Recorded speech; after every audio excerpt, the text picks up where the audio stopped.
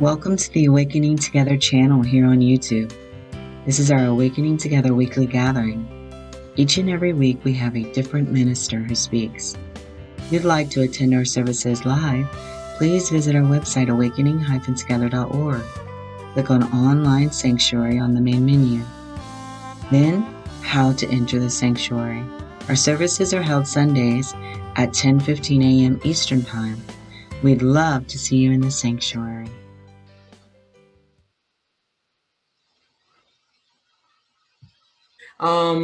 So just welcome and good morning to everybody. I hope that this year is bringing new beginnings and that everybody is having just a wonderful experience. I know that I am enjoying just breaking through some old patterns. And I don't know if anybody else is really experiencing that some things are starting to shift and move. And I'm talking to people who are having the same experience, and I'm like, something's going on here. So I hope that everyone is just bathing in that new possibility, So, okay, now we'll begin our invocation. Just breathing into this moment. Deep breath in. Deep breath out.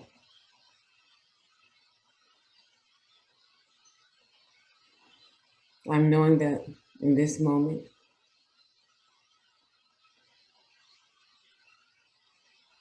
we are all breathing lighter, knowing that inherently as the self,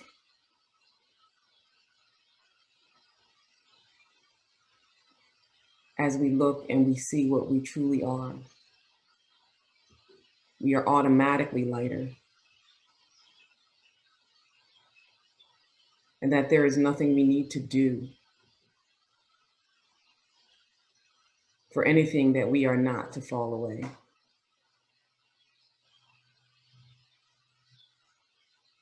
Seeing is enough, and love is enough. And so it is.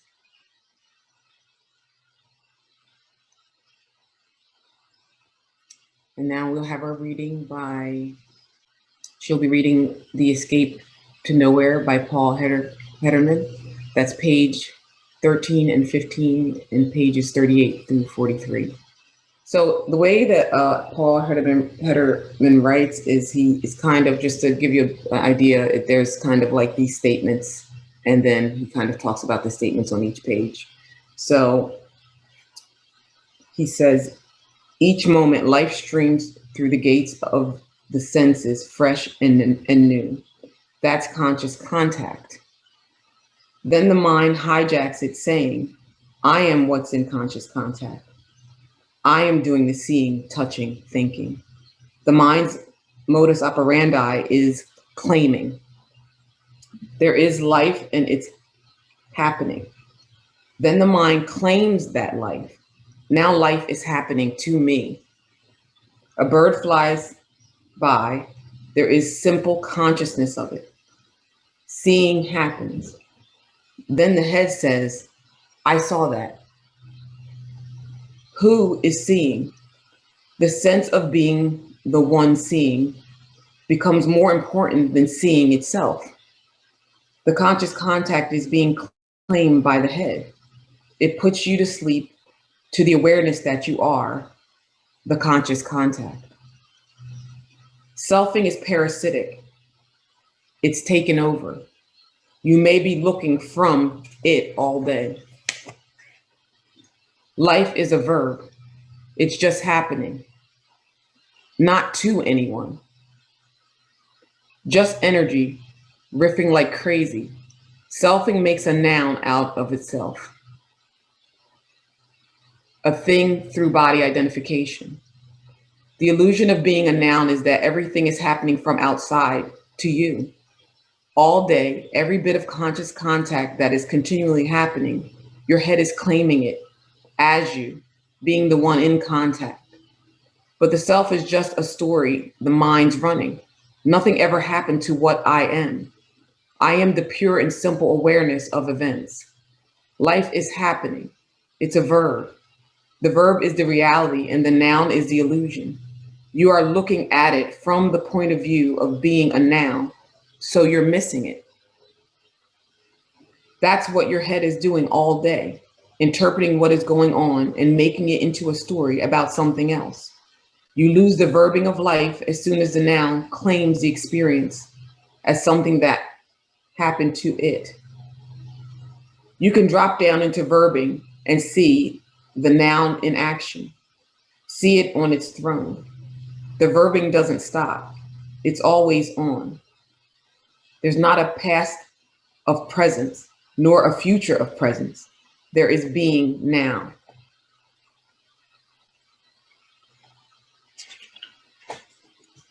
Selfing is open-ended. There's no closure. If you deal with all your earthly problems, your mind will still make up a few on Mars. Ever new crops of problems for you to be enthralled by and work through. Oh, I'm getting better, working through these problems. The real goal is freedom from self. The one dilemma for most people is that they've never heard the solution. Well, now you've been served the spiritual subpoena. Can you respond to this ability to be free? It's available. The tight tunnel vision will open up. There's a grand vista once the blinders come off. You'll start breathing space and peace instead of fear and anxiety. Just now, your lungs are contracted in the fear of impending doom, totally coiled up. Once you start breathing this, you'll expand in a natural response to what's happening. The energy given to self-centeredness becomes a reaction. The energy given to life becomes a response. The energy given to self-centeredness fuels a seeker, a getter, a proprietor, a privatizer. The energy given to this becomes an expressor, a dancer, an extender. Not taking. You live by giving it away. You don't have anything, so you don't entertain losing it. You'll intimate some of nature's qualities, this incessant oneness. What was separated is put together, like having a new set of glasses, a 3D movie with the glasses suddenly on, a sense of being alive. Consciousness, rather than being so enthralled with what I'm conscious of. Once you taste the relief, all you can do is laugh. A lot of people simply want to be better just as they are. They want to become a better self. They don't realize that the idea of being a self is what is causing the bondage. It's not happening from an outside source. Self-centeredness binds you to things and a meaning is given to those things so that they affect you. Circumstances don't bind you. The self-centeredness binds you to the circumstances. This is selfing. If you do somehow get relief from outside situations, you're going to need to get even more relief from the outside situations because the bonding agent isn't on the outside, but the inside. We never entertain the idea of being outside the realm of self-centeredness because it's taken root in us and we are identified with it. So all we can do is therapize and socialize it so it doesn't flip out at the next picnic. We just hunker down in the chronic effects of self-centeredness, flailing to see the self as the parasite it is. But then, instead of seeing from it all day, you can see it. When you see it, you can be free of it. It's really the freedom from the bondage of self we're looking for. The bondage of self is not from outside, it's from inside. You're the bonding agent. Self lives in a world of dualistic possibilities that are not correct. It believes it can become spiritual, but inherently it is not spiritual. I can feel peace or get peace, but I can also lose the peace. I feel connected and I also feel disconnected. It entertains possibilities based on duality. That's what it does. But in fact, the conscious contact is choiceless, simply what's happening. An interpretation of the conscious contact includes the idea that it's possible to be in it or out of it, which is a lie. Your mind is just reacting. We forget that we are conscious contact. Then there's trouble because life is no longer seen as what is simply happening, but is seen as what is happening to me. We call this normal everyday activity, but it's just selfing. Selfing. I have opinions about this and that. I want what's happening to that person over there instead of what's happening to me, and so on. It's an insane point of view. The more attention is absorbed by selfing, the less I'm aware of the conscious contact. Less attentive, more prone to interpretation. Your attention orbits around the planet self all day because the self provides the gravitational pull to all the thoughts, making them about you. If you realize they weren't about the real you, they could simply come and go. Your attention would be freed up from the slavery of selfing and would attend to the conscious contact. There would be a recognition in and of itself, traveling lighter, not by any procedures or practice, simply by recognition of what is so. You don't add anything to it or subtract anything, you just become conscious of it. You're already that. If you recognize you're not the self, you will lose interest in all its activities, the processes that facilitate it.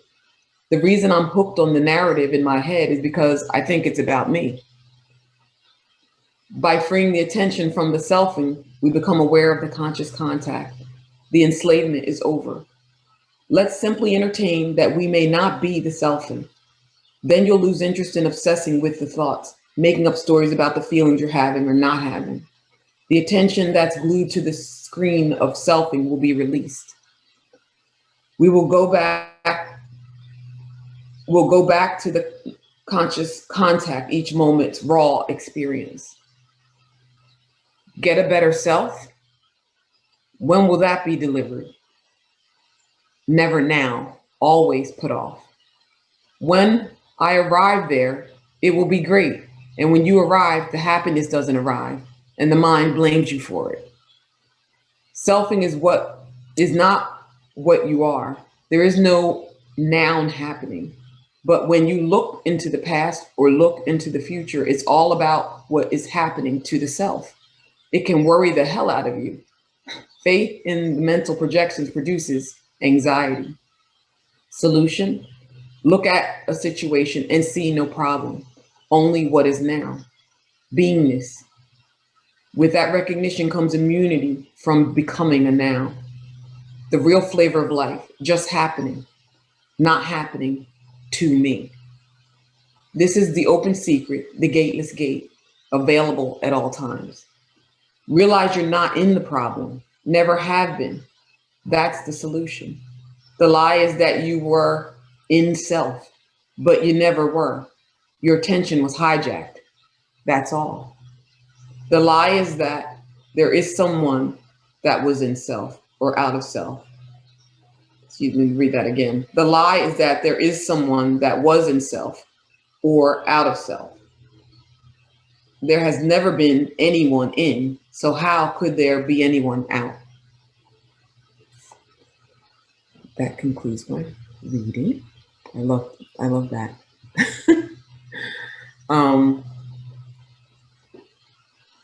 So I don't know how many of you got to attend Paul Hedderman's satsang.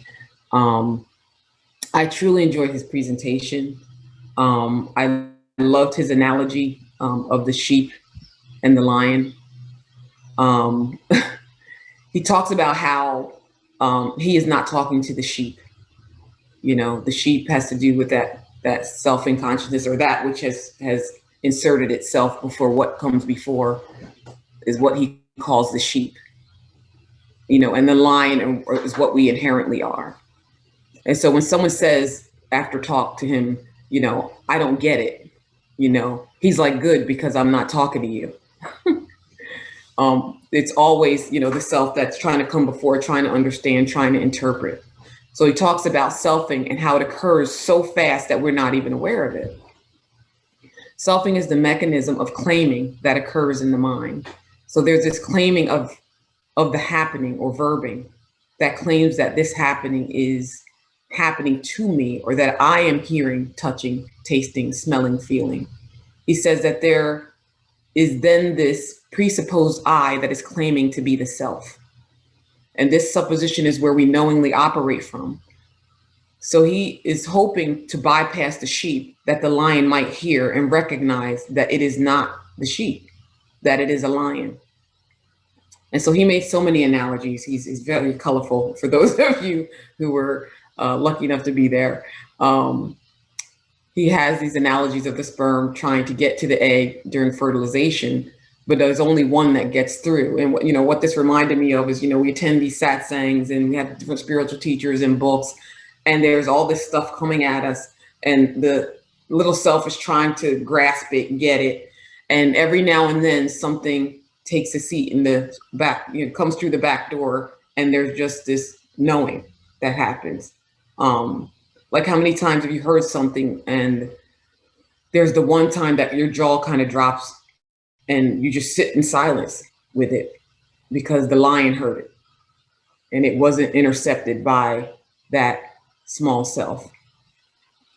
So I'm sitting in this satsang and I'm listening to Paul, and I'm laughing my face off because he's hilarious. I'm just in awe of how, God expresses through everyone, and how colorful and how interesting that can be. So he was very entertaining. And I was laughing. I'm looking at Sina because I'm like, what is he gonna say next? Because his language is also very colorful. So I was totally so tense. It's like watching a thriller. Like, oh my God. But I was just rocking out like a kid in church, cracking up at something that's inappropriate. And while I'm doing this, it was like the sheep suddenly is like, wait, what? Like it suddenly something happened while I'm cracking up. And it's like too late. It was like the lion heard it was not a lion.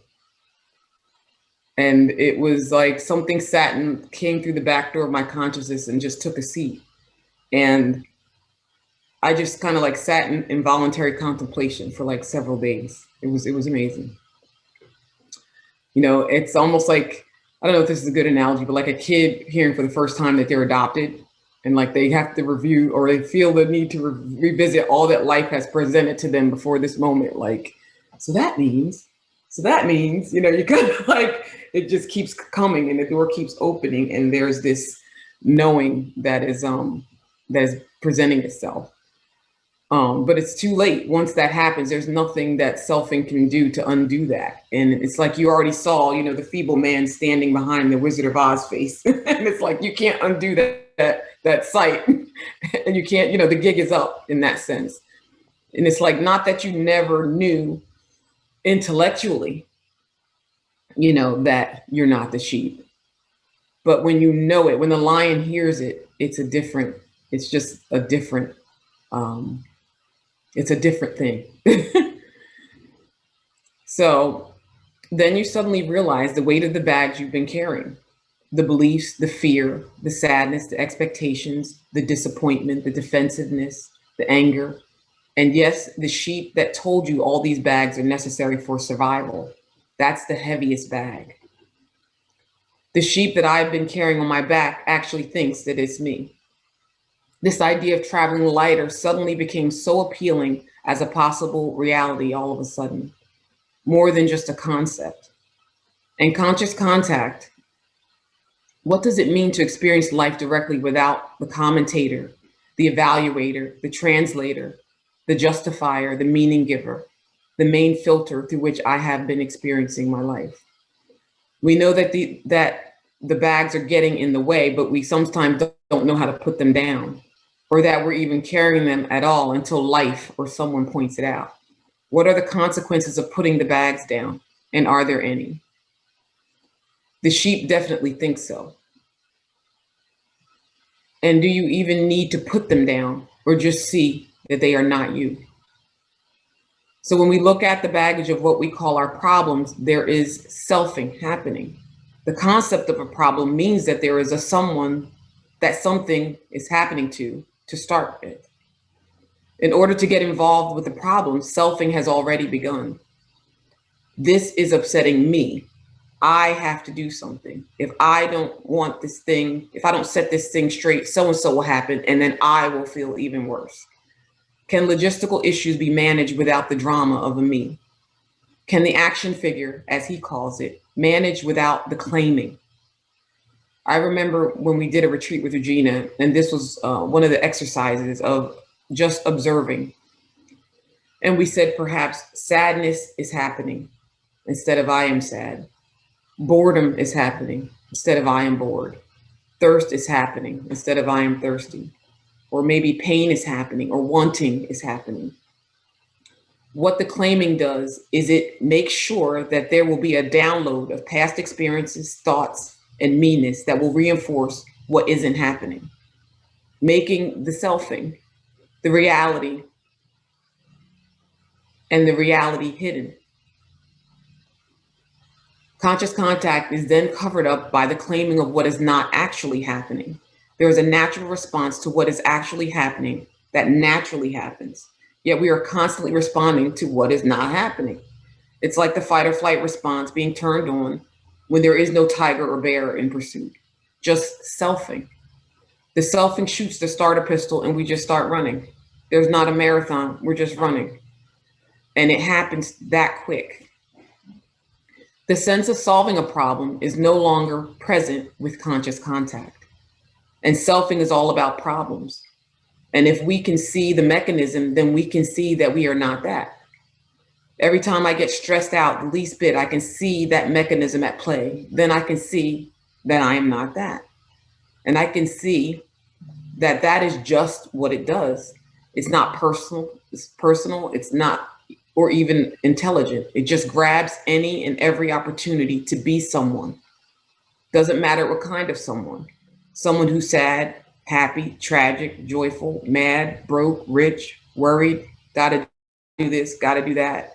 As soon as I feel my peace leave, I know that someone is on that Frankenstein table.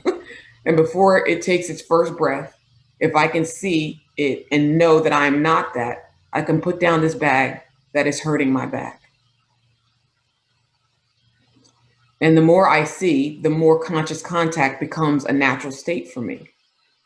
And it is a relief when I have successfully dodged the need to carry the bag. That download that happens when we believe a thought or jump into selfing without question is the baggage. Every time I deny selfing the opportunity to take over, I feel a little lighter. And the next time gets a little easier.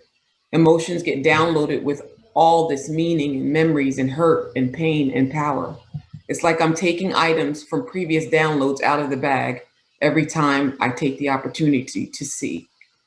Then interestingly, it also becomes harder to put things in the bag.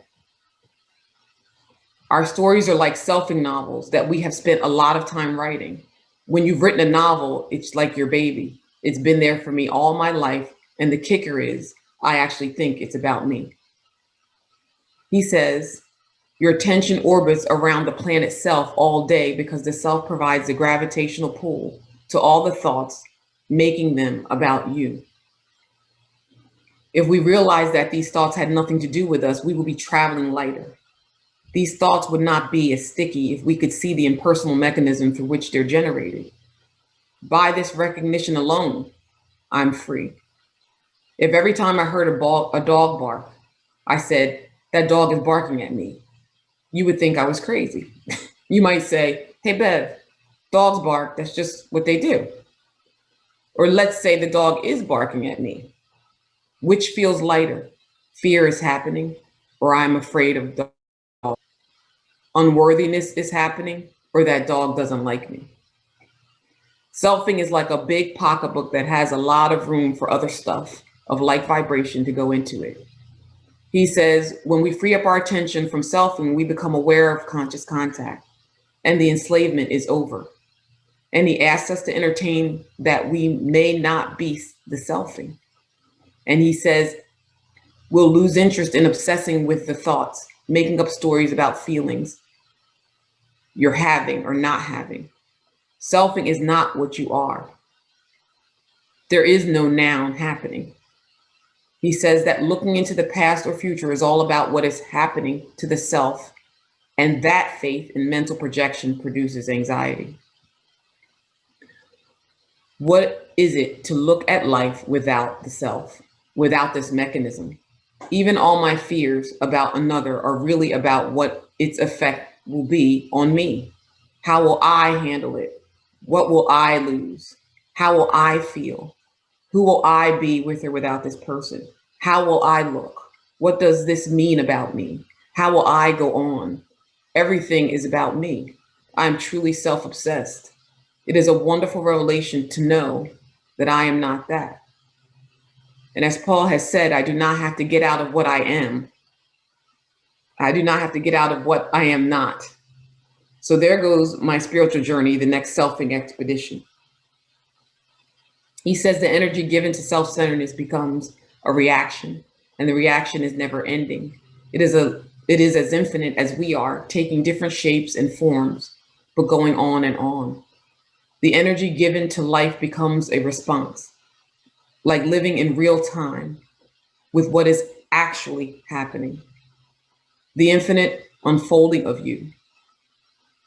I ask myself, what do I have a stake in? Do I have a stake in a situation changing or a someone changing? And is my peace and happiness conditional upon these changes? And I realize that selflessness does not come from a practice of abstinence or self-deprivation. It develops organically, and suddenly you don't have a stake in anything.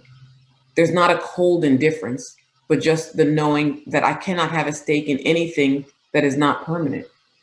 And having a stake in the impermanent is a heavy load to carry because it is ever changing and drags you with it. You cannot dig in and stake your claim on a moving target. We all eventually realize that this is impossible.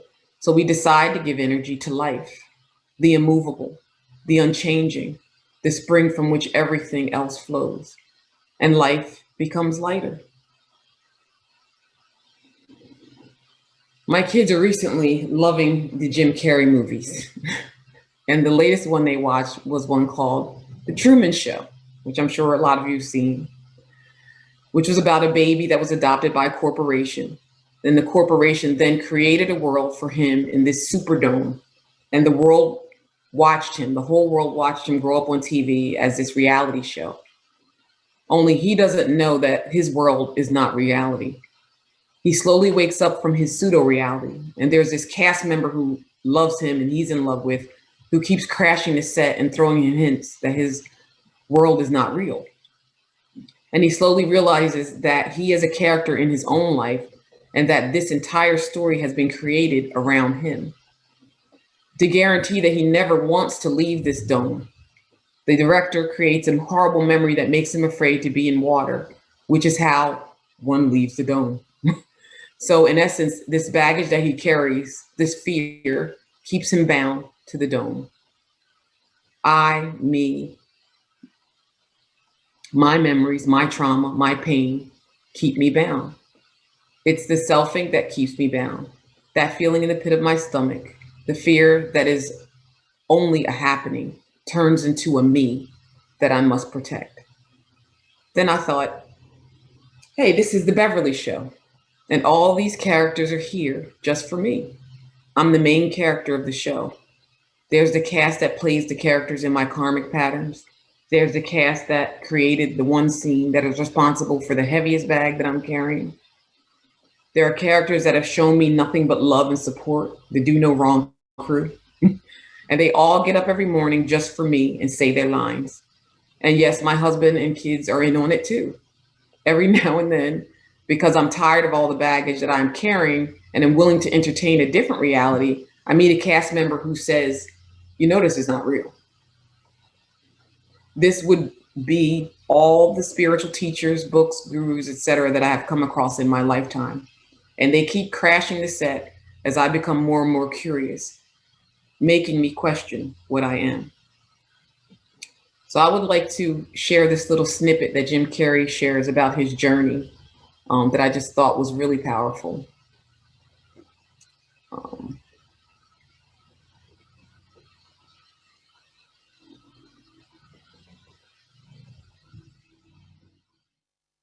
Okay, that concludes my homily. Thank you, everybody. Awakening Together thrives from our donations. I'm very glad to share this Sunday with you again. And if there's anything that anyone would like to share or say.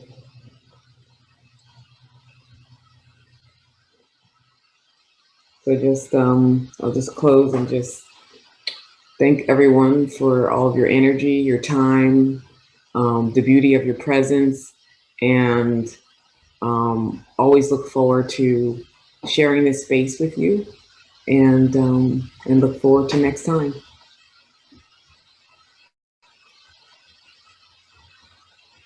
You've been watching our online gathering. It happens weekly on Sundays at 10:15 a.m. Eastern Time. To join us live in the sanctuary, visit our website, awakening-together.org. You'll want to click on Online Sanctuary in the main menu, and then in the drop-down menu, look for How to Enter the Sanctuary. Right there at the top of the page is a clickable link. We'd love to see you in the sanctuary and join with you in fellowship. Thank you again for watching.